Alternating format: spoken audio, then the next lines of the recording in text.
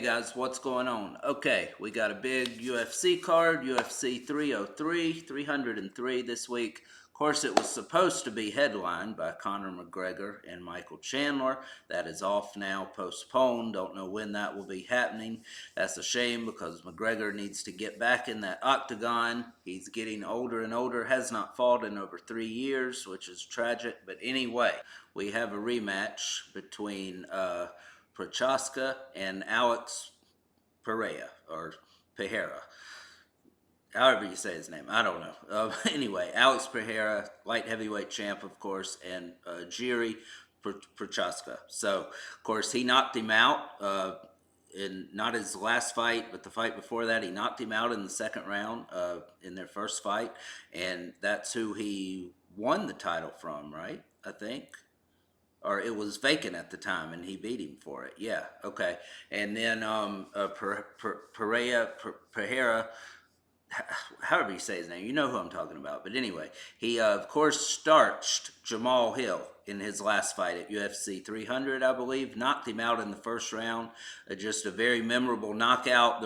He received a low blow, and the ref was coming in to check and see if he wanted some time. He just put his hand up, waved the ref off, and then stepped in and just absolutely destroyed Hill with that left hook. And, that was it. He finished him off very first round. That was insane. But, yeah, so this is a rematch. Pereira is on an absolute tear lately. He also beat Blachowicz in his fight before the Prochazka fight, I believe, and he beat him by decision. That was his first fight at light heavyweight at the division. So yeah, he's been on an absolute tear. He did have the loss to Adesanya in their rematch, but he beat him once too.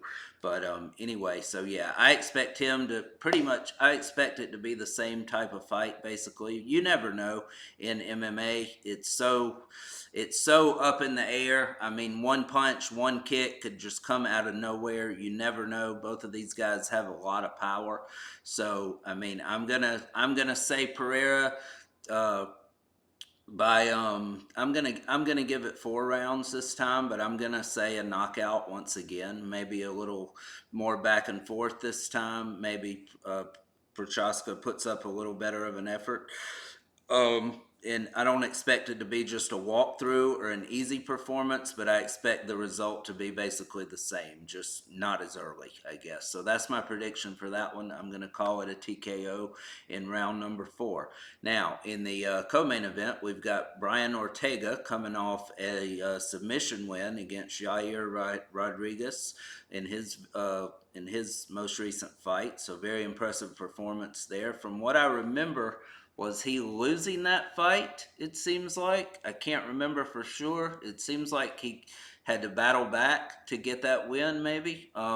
Maybe I'm remembering wrong. I can't remember for sure. But anyway, Lopes coming, I think he's got like a 3-fight win streak going, so on a uptake for sure.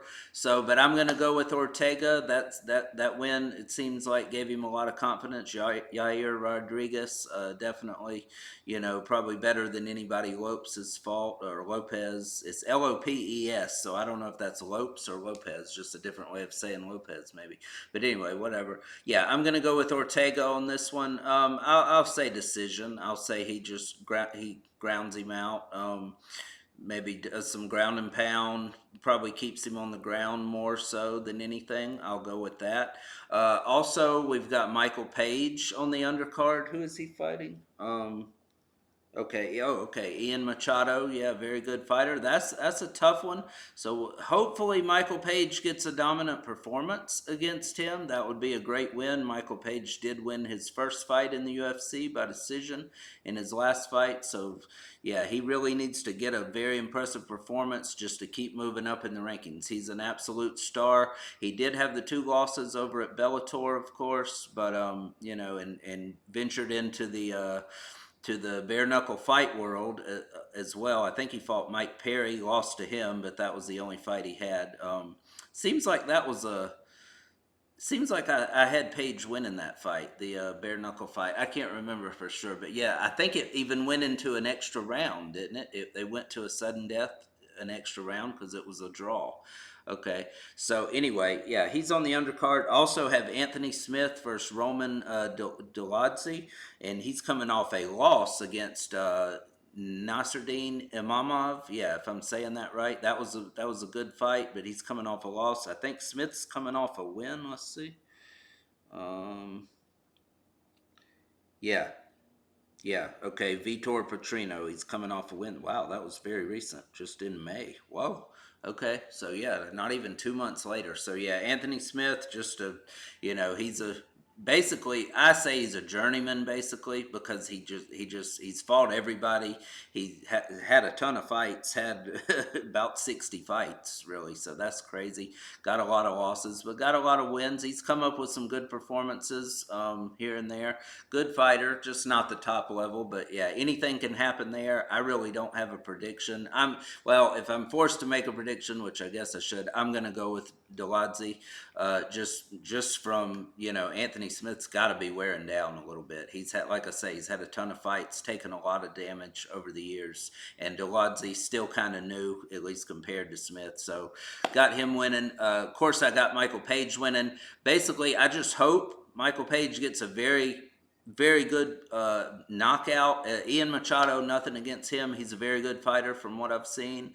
Very impressive. But hopefully Page just puts on a spectacular performance to get to, yeah, keep rising in those rankings, to get some bigger fights, bigger and better fights. Because, I mean, yeah, that's the type of guy you want as one of the faces of the UFC for sure.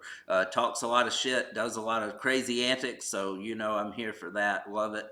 But anyway, guys, so that's it. Drop it in the comments what you think of these fights. Let me know your predictions.